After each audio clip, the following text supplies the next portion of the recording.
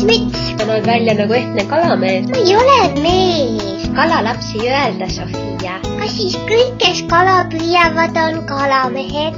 Jah. Vanaisa tuleb. Kas sa tuled rattaga, vanaisa? Me võtame ka oma rattad siis.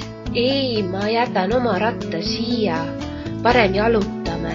Järve ääres ei olnud ühtegi päevitajat näha. Liiga varajane hommik oli veel. Vanaisa leidis teisel pool järve hea koha, kus kala püüda.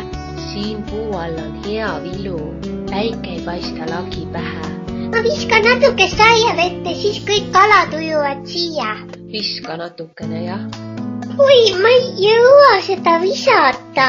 Kuiv saiapuru ei lennanud tõesti väga kaugele. Suutsime hoopis ühe pardi tähelepanu äratada ja ta hakkas meie poole ujuma. Õnneks ta ei julgenud väga lähedale tulla.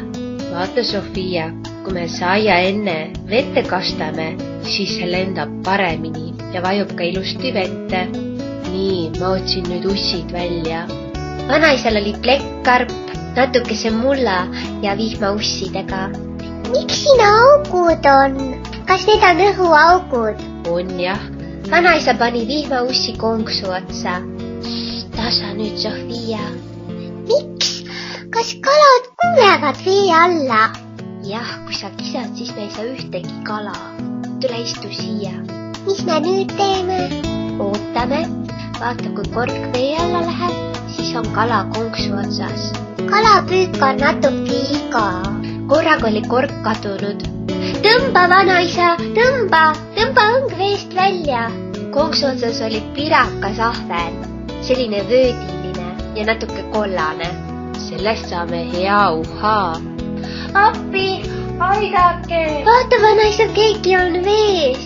Rannas olid mõned inimesed ja vehkisid kätega, aga keegi neist ei läinud appi. Me olime poisile kõige lähemal. Vanaisa viskas õnge kaldale, võttis kummikud jalast ja sööstis vette. Ma pole vanaisa nii väledasti ujumas näinudki. Kõik käis tõesti kiiresti. Minul oli küll hirm. Poisi sõbrad olid juba kõik selleks ajaks, kui vanaisa taga kaldale jõudis meie juurde jooksnud. Poiss oli sõpradega kihla vedanud, et ta jõuab üle järve ja tagasi ujuda. Aga siis lõi tal kramp jalga ja ta ei saanud enam ujuda. Kõigil neil oli väga piinlik selle rumala ja ohtliku tembu pärast. Vanaisa natuke noomis neid ja siis me läksime koju, sest riided olid läbi märjad. Emme, tead, mis järve ääres juhtus? Rääkisime lühidalt, mis toimus. Ema otsis samal ajal vanaisale kuivad riided. Ta arvas, et vanaisa tegu oli kangelaslik. Mis tähendab kangelaslik? Kas see on nagu kangekaelne? Ei, kangelaslik tegu on see, kui sa teed midagi väga-väga tähtsat, peaaegu üle oma võimete. Näiteks päästad kedagi hädaohust. Minge nüüd vahetage riided. Meil on aeg kleediproovi minna. Ja vanaisa pulmad on varsti. Ja mina saan sõrmuseid hoida ja lilli ka. Saad küll. Tule juba, Sofia.